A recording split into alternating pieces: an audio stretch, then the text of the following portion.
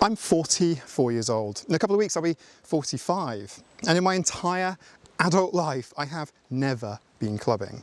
The last time was when I was 17 years old. And I did visit some bars with a friend on her birthday once, but I was dressed up inside this shark costume. I was entirely hidden. So I think that barely counts. So, as an actual, real adult, the number of times I've been clubbing is precisely 0. Makes sense, right? I mean, this is my natural environment. This is where I feel happy and myself. So how does a man who spent 27 years carefully avoiding nightclubs end up walking into one on his own? It came down to the fact that the last few months has really, quite quietly, but very effectively ground me down. And I'll spare you the full saga here, but it did involve 2 eye surgeries, more hospital appointments than I care to count, and what felt like an endless loop of ferries and flights back and forth across the Irish Sea. And this all hit pretty much directly after the same time that I was dealing with my mother's care too. So by the end of it, I was completely wrung out and everything felt incredibly heavy. And I had to do something that wasn't sitting in a hospital waiting room or sitting down in front of my computer reading autism papers over and over again. I had to break out of the cycle. So I went looking for the one thing guaranteed to terrify me, and that's how I talked to myself into going on my own to a club. Which raises the obvious question, and the one you are probably already asking: what does a 44-year-old autistic bloke pick for his grand return to nightlife? And for me, there was only ever one answer: Swiftogeddon. Because if you've ever watched my video 100, you already know my dirty secret. I am, in fact, a Swiftie, a secret Swiftie, in the same sense that I announced it to thousands of people on camera in video 100 on this channel. I write most of these videos playing Taylor in the background, which is apparently how you end up being in the top 0.06% of our listeners on the entire planet. That's 18,000 minutes in a year, and if my man maths tells me right, that is 13 solid days of Taylor Swift. And that's before the remixes, the music videos, the covers, and all that offline listening, which don't even count towards the total. So the real figure is higher than that, probably better, probably worse, depending on your point of view. I know that I'm not her target demographic, and well, I've made my peace with that, because I'm here for the songwriting and the songs that I enjoy. And when a night comes along that plays 4 hours straight of my favourite music, and that arrives in town just a couple of days after my last medical appointment, it felt less like a choice and more like an obligation.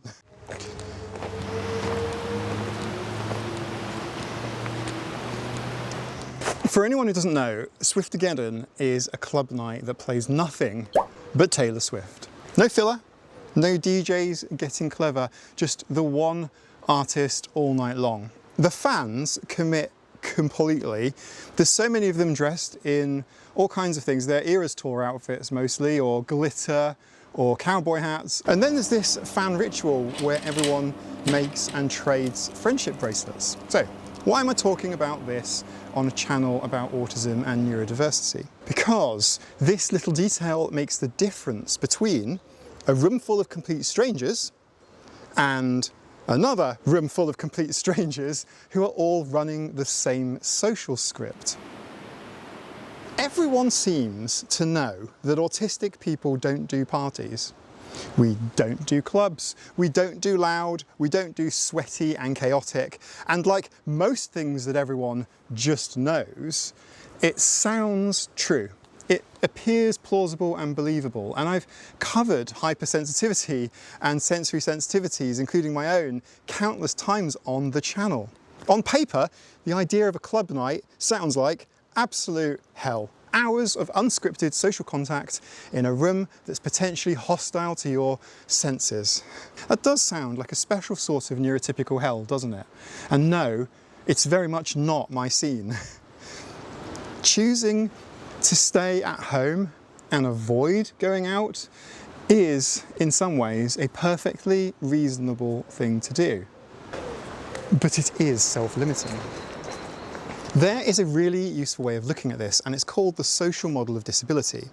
Now, the rough idea with the social model of disability is that a lot of what disables us isn't our bodies and our brains, it's actually the gap between us and a world built for someone else. Let me explain if that wasn't super clear. I don't think it was super clear. Do let me explain. A wheelchair user isn't stopped by the stairs, they are stopped by the absence of a ramp. If we look at a nightclub in the same way, the problem stops being me and starts being the fit between me and the room, which, unlike me, is something that I can actually change. It's an area within my power to make accommodations. The risk is that we opt out, and a lot of the time, opting out is the right call. Now, I'm not about to tell anyone that, your limits are imaginary. It comes down to mindset. Fixed mindsets versus growth mindsets. And to borrow the jargon, saying this particular room doesn't work for me is a working theory. It is true, potentially, it is testable, and it leaves the door open. Somewhere along the way, I swapped that for the fixed version, which is to say, this whole category of things isn't for people like me. That's something that can't be tested. Now, one is an observation that you can update, and the other is a closed file, a stamped nope, never reopened for 27 years. And that's the issue with fixed mindsets, really, or what I like to think of as a fixed verdict. A fixed verdict is like a final conclusion, a statement that never does get reassessed. I'd taken one genuinely bad fit, aged 17, in a club, underage, yes, and quietly promoted it into a permanent law about myself, about Mike. 27 years of I'm just not a party person, built on a sample size of 1. The no had stopped being a single data point and turned into a sort of settled pseudoscience in my head. So I shut the door and just got on with my life. Went, that's not for me, and then just moved on without testing it. Turning my camera into a bit of a selfie cam. Let's just walk with it and see what happens. I'm not talking about push through and you'll grow, that kind of nonsense, that kind of toxic positivity often seen on YouTube channels, right? That's its own special kind of ableism. I made a video last year about internalized ableism, linked on the screen if you missed it. Anyway, it's not that. It's not about forcing myself to be someone I'm not. I'm not forcing myself through exposure just to man up and push through. It's just me reassessing a previously fixed idea about myself and refusing to treat that idea as if it was some sort of lifelong prohibition, instead of just the draft opinion that it was at the time. The world spends years telling autistic people just to push through, to mask, to cope, to pass for normal. And then when you get tired of hearing it, something flips and you start excluding yourself. You exclude yourself first before anyone else ever has a chance to do it to you. It's horribly efficient. It's also really tragic and life-limiting. It's so sad that so many of us make ourselves small and hide to the point where we self-exclude ourselves in advance. It's terrible. Anyway, let's keep walking. Let me set up in the next clearing, I think. Listening to the birds,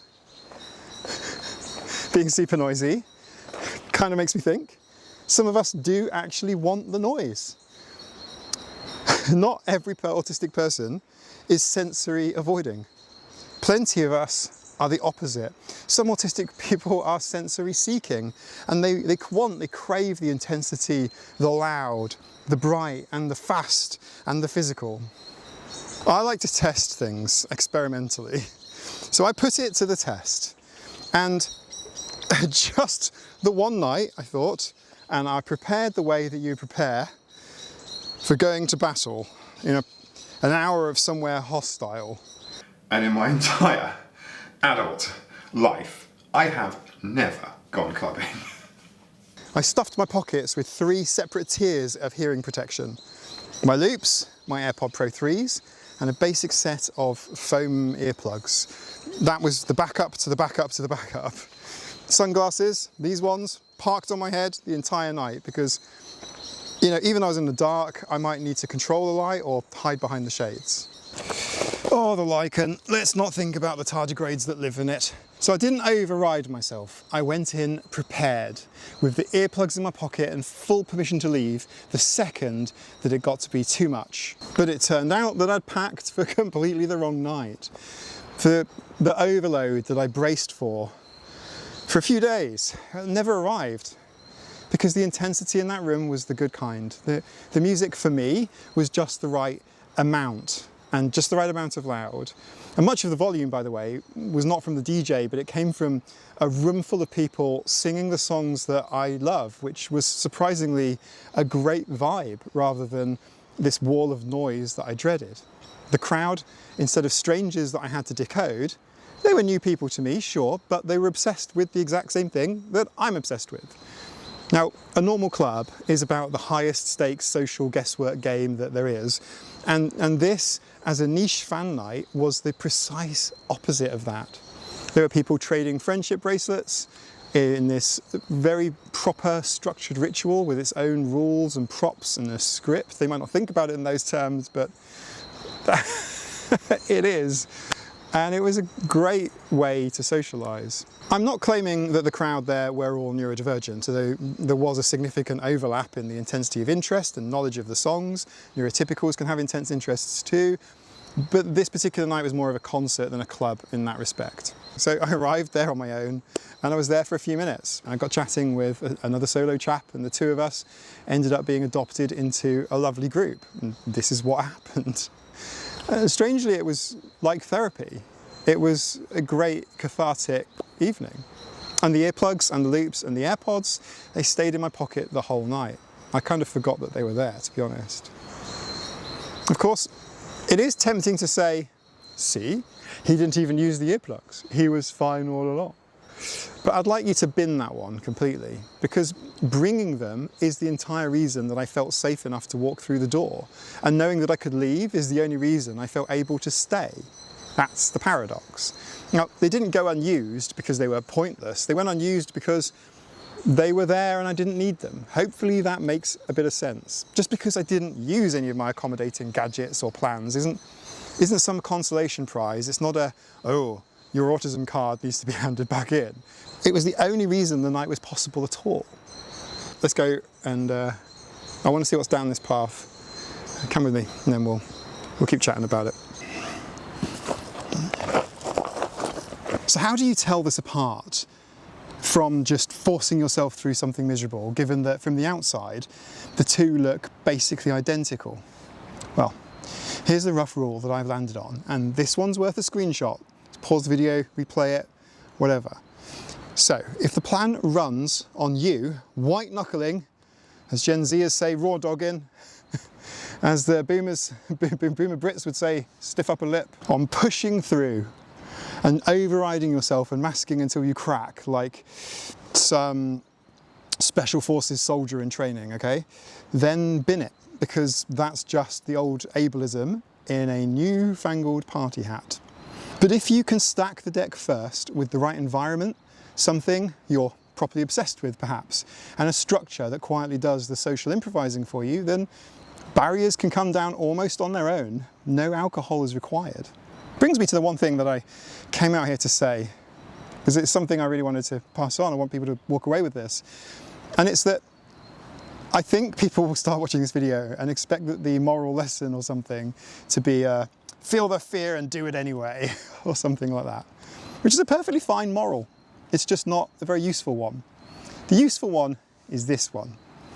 The thing that you may have written off, the whole category of human experience that you've quietly filed under not for people like me, well, there might be a version of that out there that actually fits you. And you're never going to find out sitting on the sofa. Having said that, I literally did find out sitting on the sofa doom scrolling. Oh dear. Look, we'll just, you find it by stacking the deck in your favour. You try the door once, right? With your coat on and your earplugs in and an exit plan. I also don't want to say that clubs are good now, or that I like them or anything like that.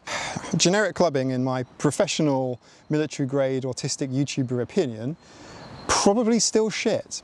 One brilliant night doesn't overturn everything that I know about clubs and what I don't like about them. But what it does prove is that the category was bigger than I had decided that it was, right? And that's the whole thing. Like, that's all I'm claiming. Maybe it might inspire like at least one of you to just give something new a go. I had planned a lot of B-roll for this video. I took it about 2 hours before starting the event whilst I was getting ready. But from the actual event itself, I only have 2 clips. 2. Because the second it got good, I got out of my head and I completely forgot that the camera existed. And I also completely forgot the main reason that I went there in the first place was to film a YouTube video, this one. All my anxiety got tons of film. And the best night that I've had got 2 shaky phone clips, which is, I think, when you think about it, a bit of a metaphor for just getting out of your own rumination. Anyway, thank you very much for being here. And if you're new to this channel, please subscribe, like, stim the subscribe button, stim the notification bell, and give this video on screen a watch next. It'll be about here, and it's the one that YouTube thinks you'll enjoy the most. I will see you in the next video, but in the meantime, take care. Bye.